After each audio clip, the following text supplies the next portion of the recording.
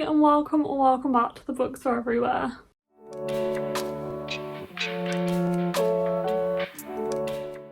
So welcome to another video and welcome to my December wrap up. I am determined for this to be a nice, cozy and calm video because I actually read 23 books in December and this video could easily get on top of me. That is a lot of books to wrap up and give you my thoughts and feelings on, especially because I still have not been writing reviews and I am very behind on the reviews that I need to write. I now have 2 months worth of books, which is probably nearing 50 at this point. So I am trying to give you my thoughts and feelings on these books without having anything to refer to, whereas usually I have my reviews to refer to, and also just for me getting those thoughts out on paper or via a keyboard, as it is in my case, does help me kind of cement those thoughts and feelings into my brain. So writing those reviews in retrospect is going to be an interesting task when I finally start doing it. But anyway, I still wanted to do this wrap up even though it is likely to be a little bit crazy, but I thought we're going to put a candle on, we're going to put some nice little lights on, I've got a cup of tea, feel free to get yourself a hot drink, and we're going to try and go through this in the most calming and relaxing way that we possibly can. So I can continue holding this for now because I don't actually have the book that I'm going to start talking about first, because I actually passed this on to my friend Courtney, but the book is Whiteout and this is by various authors. There is 6 different authors that contribute to these books, which they are Donielle Clayton, Tiffany D. Jackson, Angela Thomas, Nick Stone, Ashley Woodfolk and Nicola Yoon. This is kind of the second book in a series, although it's not really, it's just by the same author, or authors. The same 6 authors have written Blackout and Whiteout, both of it which are kind of anthologies following 6 different couples are they both set in New York City? I can't remember now. I think it's more ambiguous in Whiteout, but in Blackout it's set in New York City in a New York blackout. Whiteout is set, as you'd expect, in a whiteout just before Christmas, where there is this... Oh, it's in Atlanta, okay, it's in Atlanta in Georgia. And it is set during this whiteout, so there is a blizzard basically, and it's following these 6 couples. I listened to this on audiobook and I did find, quite similarly to Blackout, that it was a little bit hit and miss for me. I did rate it 3.5 stars initially, but honestly it's probably more like 3. I just feel like the same with Blackout. I could have had more of a connection to the characters, and the thing that let me down about Blackout, which was the same for Whiteout, is that I really wanted the characters to have this big like meet up at the end and it just didn't really happen. I did still like it and I feel like I got a lot from some of the stories, but obviously that is just natural in an anthology that you'll like some more than others because the authors might click with you a little bit better, and I do really just remember a couple of the stories at this point, a month or so after reading it, especially because I read so much in December. But this is, it's likeable, it's enjoyable, it's quite cute, but it didn't really blow me away, and it was just like a little bit mediocre for me personally. And the next one that I finished in December was Paybacks, a Witch by Lana Harper. I wanted to read this one in October. It would have been perfect for the autumn Halloween period, but unfortunately I was just a bit late getting to this one. I did enjoy this one, but I couldn't help comparing it to the X-Hex when I was reading it because they do have kind of similar plot lines and a similar setting. And I just found that I just liked the X-Hex that little bit more. So in some ways this just couldn't help but let me down, even though it's nothing to do with the book or the author necessarily. But this one is apparently the first in a series called The Witches of Thistlegrove, and it is set in a town called Thistlegrove, which is a magical town, and a lot of the families that live there, especially the ancestral ones that have lived there for a very long time, are witches. And in this book we're following Emmy Harlow, who has moved away from the town. She is the daughter of one of the kind of main families in the town, and she's moved away and she's come back after a number of years, and when she arrives back in the town she bumps into her ex on like the first night that she's there. She also bumps into somebody that she used to know who's kind of an enemy of hers, like they do have this animosity between them, and her best friend, who have basically all been wronged by the same man and grouped together to get revenge. But as this happens, this kind of enemy, this person who she has animosity with, who I can't remember the name of right now, Talia, they end up actually kind of getting along a lot better than they expected, and a romance does ensue, which I did like that part of the book. That was probably my favourite part of this book, to be honest, was following the romance between these two women. But it just didn't give me the atmosphere that I wanted or the level of kind of compellingness to the plot necessarily. So I gave this one 3.5 out of 5 stars. And the next book I read was an absolute beast, and this is CloudCuckoo Land by Anthony Doerr. I had no intention of reading this one in the month of December, and I really didn't need a book this big to be added to my TBR, to be honest, especially when I was trying to complete my Goodreads goal. But I did end up reading this one due to my TBR game, my mini golf TBR game, because I got the prompt longest book on my TBR. But I decided it would be more approachable to listen to the audiobook of this, which was good. However, I feel like listening to the audiobook did kind of let this book down for me. Unfortunately, I just really couldn't take in what was happening in this book, and I couldn't really give you a thorough synopsis even now, because a lot of it just went over my head. It kind of reminded me of Shadow of the Wind. It had the same kind of mystical feeling to it, mystical historical feeling to it, I would say. But this one just went over my head even more than the Shadow of the Wind. There is quite a lot of points of view in here. We are following quite a cast of characters. This synopsis does say this brings together an unforgettable cast of dreamers and outsiders from the past, present and future to offer a vision of survival against all odds. And we are following a very large cast of characters in here. I think my favourite storyline was definitely the one about the person who worked in the library, but honestly, I just couldn't tell you anything about this book. For me, in my heart of hearts, this is honestly like a 2-star, 2.5 star review, but it's very personal because I definitely feel like that was greatly impacted by the fact I did listen to the audiobook, and I was listening to the audiobook while I was working. I feel like I would get a lot more joy out of this reading it physically, and for that reason I am holding on to this edition because I really like this cover for a start.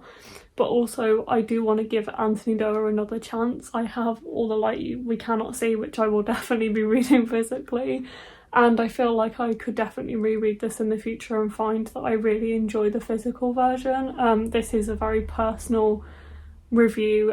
Please don't take it as my full thoughts and feelings on this book because they could definitely change. This one was just personally a difficult one for me at a time that I didn't necessarily need it. And the next book I read was The Heartbreak Bakery by A.R. Capita, and this one I also read on audio. However, I am finding it's a lot easier to read contemporary and romance on audio than it is to read historical or literary fiction, especially while I'm working or doing other things. But anyway, I did really enjoy this book. This is a very queer, very cute contemporary romance set in a bakery, which I absolutely loved, as I used to be a professional baker myself and I used to work in a bakery, so I loved the discussions of baking and professionally baking and working in a cafe. I thought that was really sweet. But this one is basically following Sid, who is a queer teenager working in this queer bakery, and Sid basically realises that anyone eats the brownies that Sid makes breaks up, and this story is basically about Sid and this cast of characters trying to fix that. It was very entertaining. It was all about identity and exploring first love. It was very beautifully written and I loved so many things about it, so I'm giving this one a 4.5 out of 5 stars. And the next book I finished in December is The Other Ones by Fran Hart. Again, this one would have been brilliant for me to read in October or just before Halloween because this one is very autumnal, very Halloween-y. But unfortunately I didn't manage to get to it then. I am glad I managed to finally finish this one though, and this one was a very, very sweet story following a cast of characters who are all teenagers. They are trying to find themselves as they are growing up into young adults, and it's very, very found family as well. I really liked how this one was. It just really felt like a found family book to me, in the way that the characters didn't always get on 100%, but they were a family, they all loved each other. And this one's following Sal, who lives in a haunted house with his sister, and he is having trouble basically living in this house because a stranger appears on his doorway. He's also obviously living in a haunted house, dealing with a lot of stuff that comes with that. But then yes, this stranger who is a new neighbour turns up on his doorway, this stranger called Pax. And the two kind of develop this unlikely friendship, which is one of the focuses of the story, but also it does follow their two other friends, who are Elise, who used to be popular but is not really popular anymore, is kind of falling out of that friendship group, so joins this friendship group instead, and Dirk, who is Sal's friend, and they're all kind of in this little friendship group together. It was very, very sweet. It did still feel a little bit young for me now, but I did still really enjoy it, so I'm giving this one 4 out of 5 stars. I then read or listened to Make You Mine This Christmas by Lizzie Huxley Jones. This one came in my November After Light Illumicrate box, and honestly I absolutely love this book. It was so good. As I said, I listened to the audiobook of this one as well, and the audiobook was really, really brilliant. I also just want to point out the beautiful undercover design with these snowflakes on. I think it's so cute. But anyway, this one follows our main character called Hab, who is spending Christmas alone because her parents have gone away. She's not in a relationship, and her flatmate's going away as well, so she's spending Christmas alone. Then she goes to this Christmas party and meets this guy called Christopher. Suddenly they're kissing and he ends up back at Hab's house, but nothing really happens. And then the next morning several things happen, and basically Hab ends up agreeing to go back to Christopher's family home for Christmas with him, to be in this like fake dating arrangement because he's under a lot of pressure from his family, and she also kind of uses it to tell her parents she's in a relationship when she's not actually.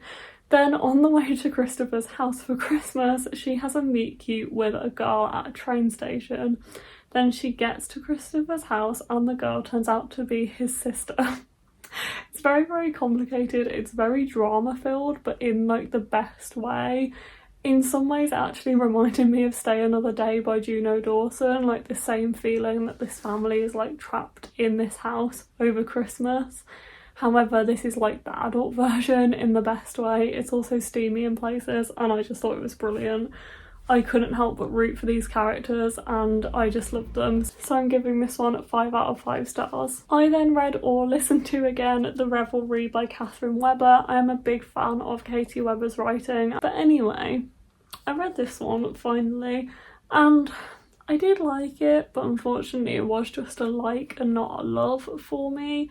This one is following Bitsy Clark, who has grown up in the town of Ember Grove, and she knows better than to break the rules around the revelry. But then her best friend persuades her to join the party in the woods at the end of the school year, which is called the revelry, and when she wakes up the next day she can't remember anything that happened the night before. But things just start going from bad to worse for Bitsy, whereas they get better and better for her best friend. It's as if there's only so much luck to go around, and she can't even begin to imagine what happened to her that night. This one kind of reminded me of House of Hollow by Crystal Sutherland, which I didn't really enjoy all that much, and I couldn't remember the name of when I was reading it. I had to look it up eventually on my old reading challenge from like last year, the year before last now. But anyway, I liked it, but it was unfortunately just a 3 stars for me. I don't know if that was also impacted by listening to the audiobook, but I don't think so. I mean, it was a fairly easy to follow book, but I can't really remember that much that happened, and I didn't really connect to the characters, but maybe this genre of like YA horror is just not really for me. I then read a couple of very sweet children's books. These I did have to read for a specific reason for work, so I'm just going to briefly mention them in this video. The first one I read was The Station Cat, which is by Stephen Houghton? Anyway, I'll put a picture of the cover up here. This was a very sweet story following an abandoned cat that lived in this train station, and it's basically a story of the cat kind of meeting all of the people in the train station along the way. It was very cute. I did really enjoy it. I gave it 4 out of 5 stars. I also read What Do You See When You Look at a Tree, which is by Emma Carlisle and is published under Kew Publishings, like Kew Gardens Publishing. Or imprint, can't remember exactly what it's called. But this one is basically a non-fiction book aimed at children about trees. It was very beautifully drawn and it basically just explains about trees. It's very sweet. I did really enjoy it, and I also liked that it had activities in the back, and I liked the fact that I've recently visited Kew Gardens, so when I was seeing it in the drawings I knew where they were, and that was really sweet as well.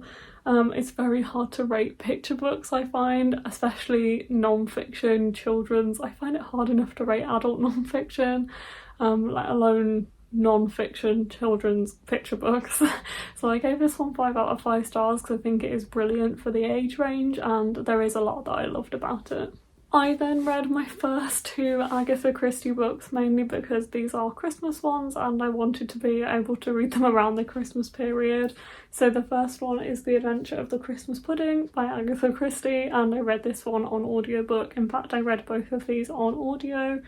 And this one is a seasonal Poirot and Marple short story collection that includes how many short stories? It's The Adventure of the Christmas Pudding, The Mystery of the Spanish Chest, The Underdog, 4 and 20 Blackbirds, The Dream, and Greenshaw's Folly. I thought it was 6, yeah, it's 6 short stories. And I did enjoy this, but honestly, it went over my head a little bit. I just feel like with these being short stories, I couldn't follow them as clearly, and I couldn't connect to what was going on in the stories very easily, and it was probably the wrong one to choose as my first Agatha Christie, to be honest. But I thought it actually might be quite approachable with it being short stories, but I did listen to the audiobook, as I said. I really liked The Adventure of the Christmas Pudding, which is the first short story in this collection, but I don't really remember too much about the other ones, to be honest. So I gave this one 3 out of 5 stars. However, the next one I listened to and read was Hercule Poirot's Christmas, also by Agatha Christie, and this one is a full-length novel, which is technically the 18th book in Hercule Poirot's universe, series, whatever you want to call it. And this one is basically following him staying in this house with this bunch of wealthy people, and the father is found dead and he is basically trying to find out who killed him. I found this really interesting. It's probably really technically my first Agatha Christie book, not counting The Adventure of the Christmas Pudding, and I was much more sucked into this story. I did make sure I only listened to it when I could really focus on the story as well, which helped. I didn't figure out who the killer was, although I did have a little bit of an idea, but I try not to find out, I try not to work it out because I like being surprised when I'm here listening to or reading stuff like this. But yeah, I did enjoy this one a lot more. I gave it 4 out of 5 stars and I'm looking forward to reading more Christie in the near future. And the next one is another kids picture book, and that was Through the North Pole Snow by Polly Faber and illustrated by Richard Jones.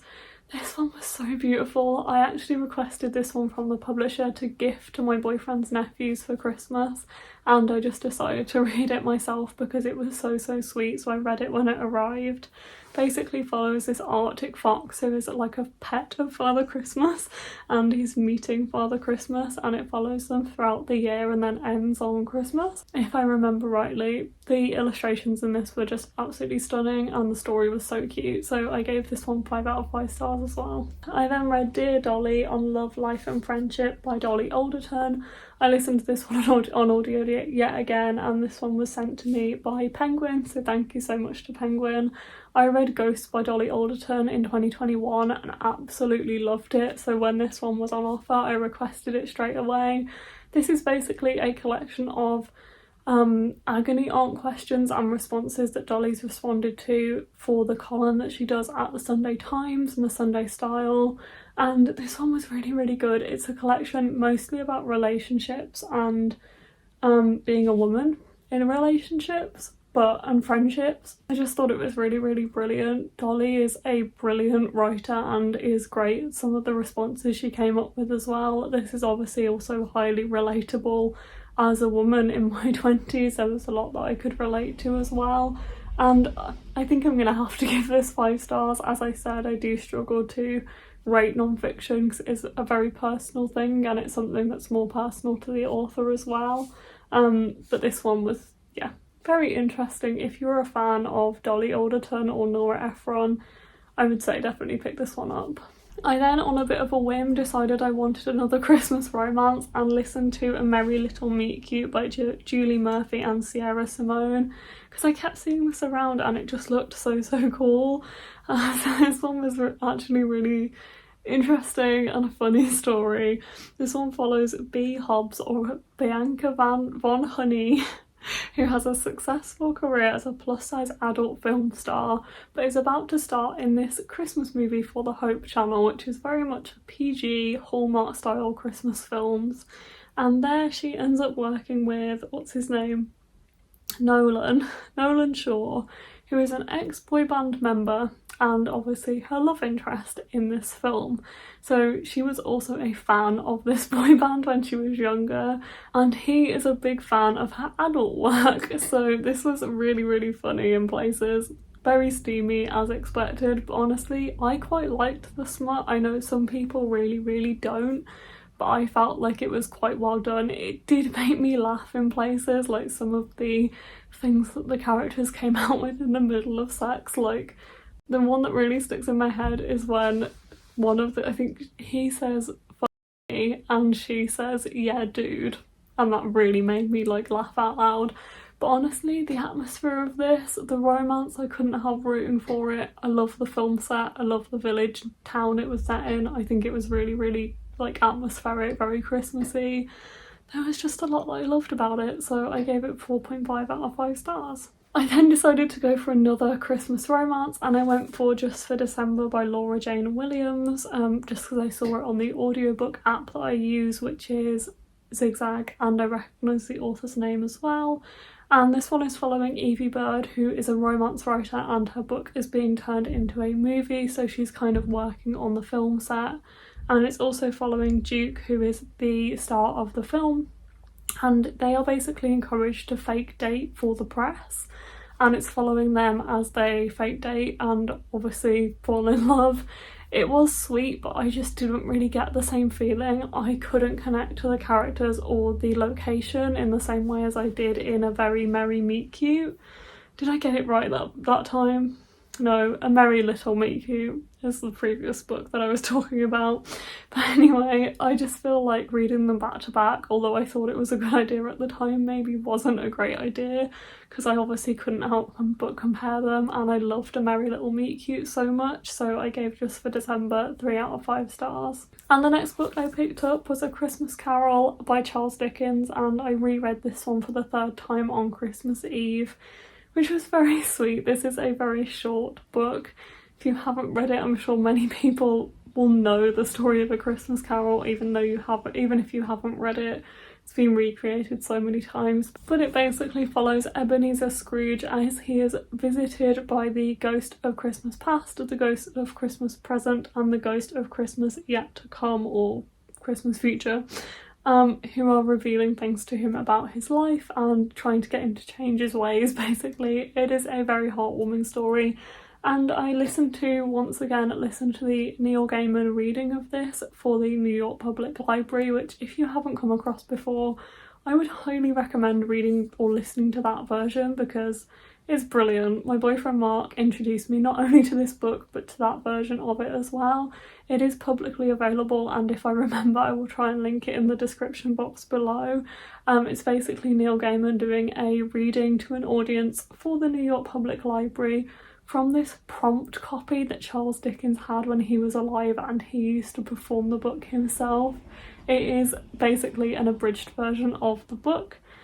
and it's about 1.5 hours long, the whole recording, and I just think it's brilliantly done, and whenever I want to consume this book again, that tends to be the version I go back to time and time again, because it's just brilliant, and I gave this one 5 stars, no surprise. And the next one I read is Alone in Space by Tillie Walden. I do still have this book, it's just on the top of one of my shelves and I didn't get it down.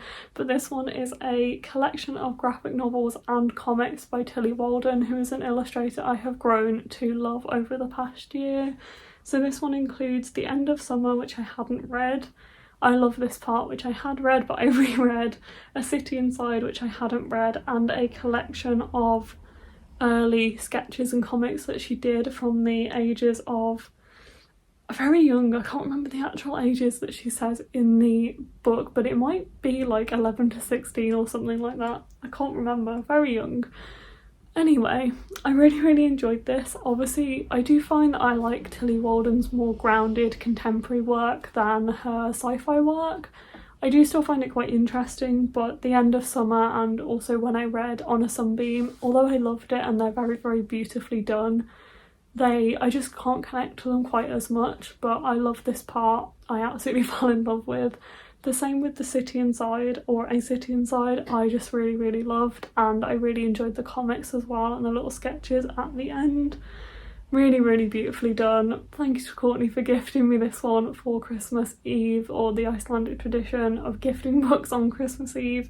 I really enjoyed it and I gave this whole collection 4 out of 5 stars. I then read volumes 2 and 3 of the Animal Crossing manga. I did not necessarily intend to pick these up. I read the first one last year possibly, and it was honestly just really weird. So I wasn't really intending on picking 2 and 3 up, but I didn't know there was a volume 3, and when I saw that one and the new characters that it introduces, I felt like I needed to have these. And also I am just such a big Animal Crossing fan, if you didn't know about me. If you didn't know that about me, that I just couldn't resist not having these. I felt like it was something I needed to have on my shelves. So here I am.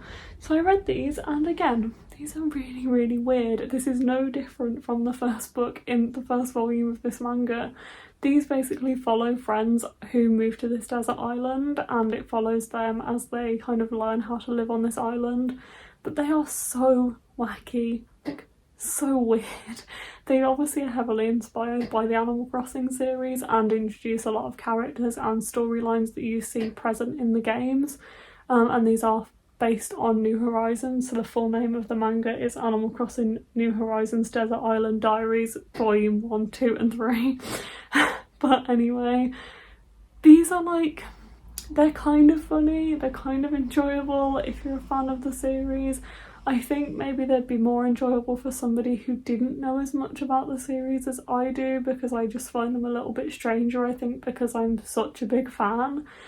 But yeah, it's very strange. I still give them 3 out of 5 stars. There is stuff I like about them. They're just very odd, to be honest. And the next book I read was The Lost Whale by Hannah Gold. This is by the same author as The Last Bear, which I absolutely loved when I read that one last year, I think. I listened to the audiobook of this one and I did still really enjoy it, but not quite as much as I enjoyed The Last Bear. So this one follows a kid called Rio who is sent to California to live with his grandma that he barely knows while his mom is in hospital. I think he moves from the UK if I remember rightly. And he ends up joining his new friend Marina on her dad's boat and going on whale watching trips. And then he has an incredible encounter with this whale that changes everything, but the whale then goes missing and Rio ends up on this desperate quest to seek this whale out. It is very beautiful, just as The Last Bear was. I just didn't quite connect to the characters as much, but again, that might be me listening to the audiobook of this rather than physically reading it. And I still gave this one 4 out of 5 stars. And the next book I read was Taught Bookish to Me by Kate Bromley. This one I yet again picked up on audiobook, and this one was one that Mark gave to me for Christmas in 2021, I believe, if I'm remembering rightly.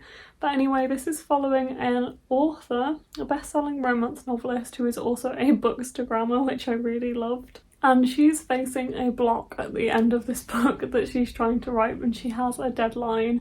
She also has an upcoming wedding and she's about to go to Italy for 6 months when she bumps into her ex-boyfriend from college. And things happen from there basically. She ends up on a date with him and the only way that she can clear this block that she's having finishing this book is by being around him. It's quite messy. I did enjoy this one, but I think in some ways I just wanted more from it. I didn't really feel like a connection to the characters that I wanted to, and I didn't really root for the romance as much as I wanted to. I did still enjoy it, but comparing it to other romance that I've read recently, like Make You Mine This Christmas, I wrote Merry Little Meet Cute, The Love Hypothesis, things like that, it just let me down a little bit, so I gave this one 3.5 out of 5 stars. We're in the home stretch and we've only got 2 more books to go, but the next one I need to talk about is Project Hail Mary by Andy Weir. This one is by the same author as The Martian and it's following our main character who is called Ryland? Yes, Ryland Grace, who is the sole survivor of this mission and wakes up in he doesn't know where basically. He wakes up in this room and this book is basically him trying to figure out what is going on as he finds out he's travelling through space and he's lost his 2 fellow crew members and he's on his own on this ship. And yeah, he is just hurtling through space. So this one I actually buddy read with my friend Jeff and we both quite enjoyed this book. I ended up giving it 4 out of 5 stars. There is a lot to love about this book and Andy Weir's writing in general. It is very funny, I do find it very funny and I really like the way he writes about science but actually breaks it down for the reader and I think he does that very, very well.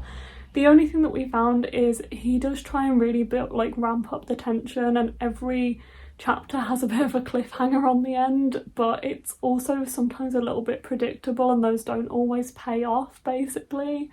It doesn't really compel you into reading as much as it probably should and is maybe the intention, and we just didn't really find ourselves, either me or Jeff, wanting to pick this up as much as we wanted to, if that makes sense. We really wanted it to just be a little more compelling and want to finish it, but it didn't have the draw that we wanted it to have basically, so I gave this one 4 out of 5 stars.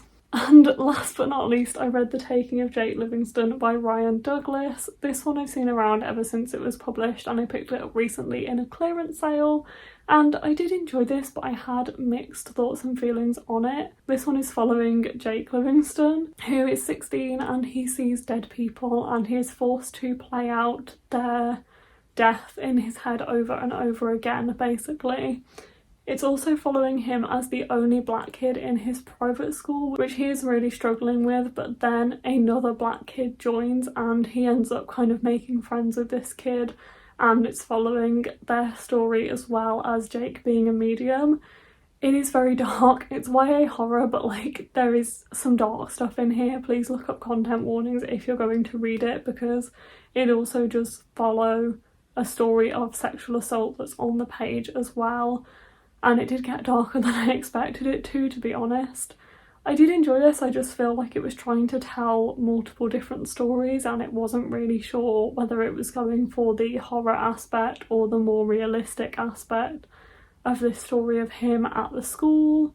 So it did get a little bit hit and miss for me towards the end. I also just feel like it was quite short and I couldn't really connect to the characters as much as I wanted to and it could be a little bit confusing at times with the multiple points of view. So I ended up giving this one 3 out of 5 stars. And so that marks the end of this very long video. Thank you so much if you have stayed towards the end. I hope this hasn't been too much of a rush or a slog. I have tried to kind of keep calm and relaxed throughout this video as I've talked through all of these books. But yeah, thank you so much if you made it to the end and I will see you next time in another video. Bye!